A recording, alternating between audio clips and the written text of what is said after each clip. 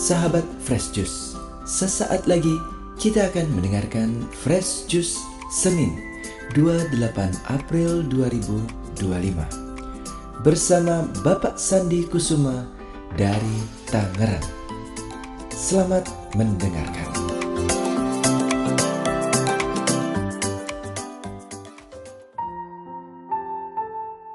Para pendengar dan pewarta dari Fresh Juice, marilah kita sejenak menenangkan hati kita, sebab sama seperti hari-hari sebelumnya, hari ini juga Tuhan mengundang kita untuk mendengarkan dan merenungkan sabdanya, seperti yang ditulis pada Injil Yohanes 3 ayat 1 sampai ayat 8 tentang panggilan untuk dilahirkan kembali dari air dan roh. Semoga sabda Allah ini menguatkan iman kita dan memperbaharui semangat kita dalam mengikuti Kristus. Inilah Injil suci menurut Yohanes. Adalah seorang Farisi yang bernama Nikodemus. Ia seorang pemimpin agama Yahudi. Ia datang kepada Yesus pada waktu malam dan berkata, "Rabi, kami tahu bahwa engkau datang sebagai guru yang diutus Allah, sebab tidak ada seorang pun yang dapat mengadakan tanda-tanda yang engkau adakan itu jika Allah tidak menyertainya." Yesus menjawab, katanya, "Aku berkata kepadamu, sesungguhnya jika seorang tidak dilahirkan kembali, ia tidak dapat melihat kerajaan Allah." Kata Nikodemus kepadanya, "Bagaimanakah mungkin seorang dilahirkan kalau ia sudah tua? Dapatkah ia masuk kembali ke dalam rahim ibunya dan dilahirkan lagi?" Jawab Yesus, "Aku berkata kepadamu, sesungguhnya jika seorang tidak dilahirkan dari air dan roh, ia tidak dapat masuk ke dalam kerajaan Allah. Apa yang dilahirkan dari daging adalah daging, dan apa yang dilahirkan dari roh adalah roh. Janganlah engkau heran karena aku berkata kepadamu, kamu harus dilahirkan kembali. Angin bertiup kemana ia mau, engkau mendengar bunyinya, tetapi engkau tidak tahu dari mana ia datang atau kemana ia pergi. Demikianlah halnya dengan tiap-tiap orang yang lahir dari roh." Demikianlah sabda Tuhan. Para pendengar dan pewarta dari Fresh Juice, mari kita berkenalan lebih dekat dengan sosok Nikodemus, seorang Farisi, pemimpin agama Yahudi yang telah menduduki posisi terhormat di tengah bangsanya. Namun yang menarik, Nikodemus justru mengambil langkah berani yang sangat tidak lazim bagi kelompoknya. Sementara rekan-rekannya sesama Farisi menentang Yesus dan menganggap Yesus sebagai ancaman bagi kenyamanan mereka, Nikodemus malah diam-diam datang menemui Yesus. Ia datang pada waktu malam. Malam, waktu yang melambangkan kegelapan, keraguan, ketakutan. Mungkin ia ingin menghindari sorotan orang mengapa ia datang kepada Yesus. Tetapi di balik semua itu, kita melihat keberanian iman yang bertumbuh di dalam dirinya. Dengan rendah hati, Nikodemus berkata, "Rabi, kami tahu bahwa engkau datang sebagai guru yang diutus Allah, sebab tidak ada seorang pun yang dapat mengadakan tanda-tanda seperti yang engkau buat jika Allah tidak menyertainya." Namun jawaban Yesus sungguh mengejutkan. Yesus tidak langsung mengiyakan pujian Nikodemus. Sebaliknya, Yesus membawa percakapan itu ke tingkat yang lebih dalam. "Sesungguhnya jika seorang tidak dilahirkan kembali, ia tidak dapat melihat kerajaan Allah." Nikodemus pun bingung. "Bagaimanakah mungkin seorang dilahirkan kalau ia sudah tua?" tanyanya. Nikodemus merindukan kerajaan Allah, tetapi belum mengerti jalan untuk masuk ke dalamnya. Para pendengar dan pewarta dari Fresh Juice, disinilah letak makna kelahiran kembali yang disampaikan oleh Yesus. Bukan kelahiran secara jasmani, bukan seperti seorang bayi kembali masuk ke rahim ibunya, melainkan kelahiran secara rohani, dilahirkan dari air dan roh. Air melambangkan pembersihan, pemurnian, gambaran baptisan yang menyucikan kita dari dosa. Dan Roh melambangkan kehidupan baru. Roh Kudus yang membaharui hati kita, menghidupkan iman kita, dan yang mengarahkan kita kepada kehendak Allah. Yesus menegaskan, apa yang dilahirkan dari daging adalah daging, dan apa yang dilahirkan dari roh adalah roh.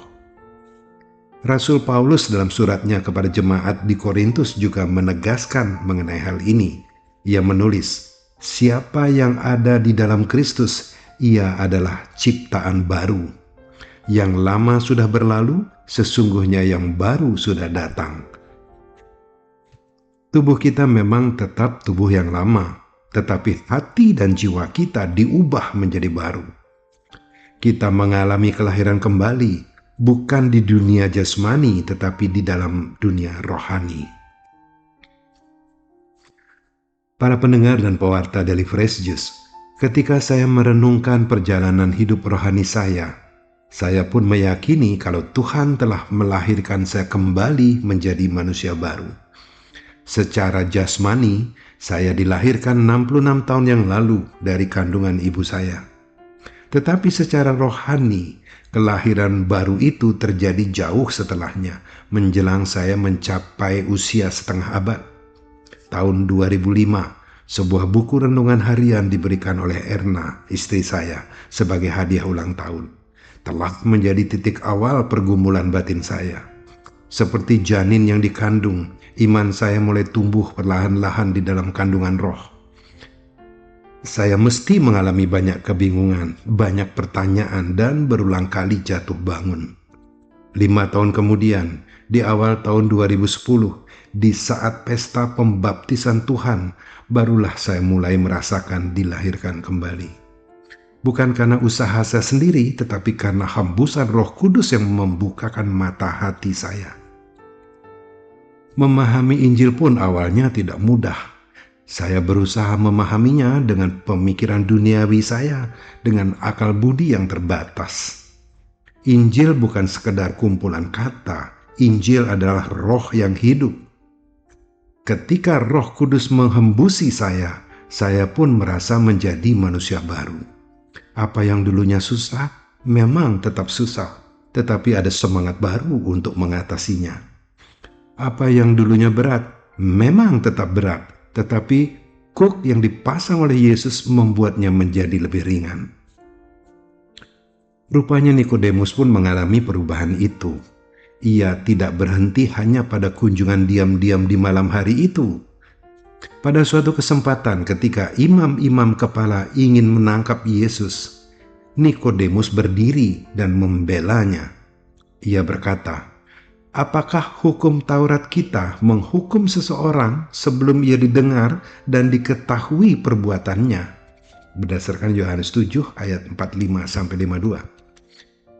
Dan pada akhirnya, di saat Yesus wafat, Nikodemus muncul secara terbuka, membantu Yusuf dari Arimatea menurunkan jenazah Yesus dari salib.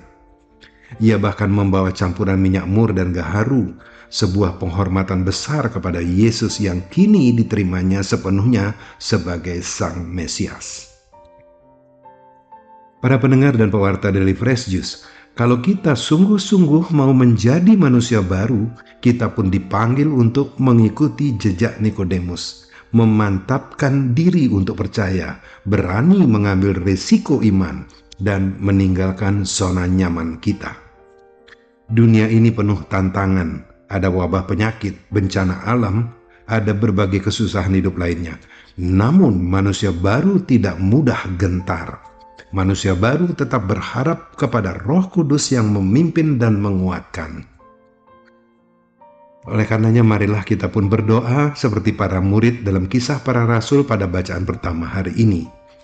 Dan sekarang ya Tuhan, lihatlah bagaimana mereka mengancam kami, dan berikanlah kepada hamba-hamba-Mu keberanian untuk memberitakan firman-Mu. Ulurkanlah tangan-Mu untuk menyembuhkan, dan adakanlah tanda-tanda dan mujizat oleh nama Yesus, hamba-Mu yang kudus. Dan lihatlah, tempat mereka berkumpul itu berguncang, dan mereka semua dipenuhi oleh Roh Kudus. Berdasarkan Kisah Para Rasul 4 ayat 31.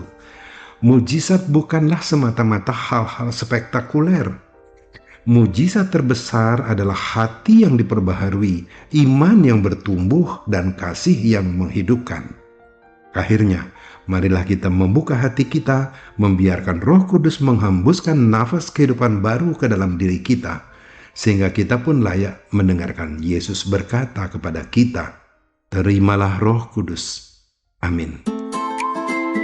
Sahabat Fresh Juice, kita baru saja mendengarkan Fresh Juice Senin 28 April 2025. Terima kasih kepada Bapak Sandi untuk renungannya pada hari ini. Sampai berjumpa kembali dalam Fresh Juice edisi selanjutnya. Tetap semangat, jaga kesehatan, dan salam Fresh Juice.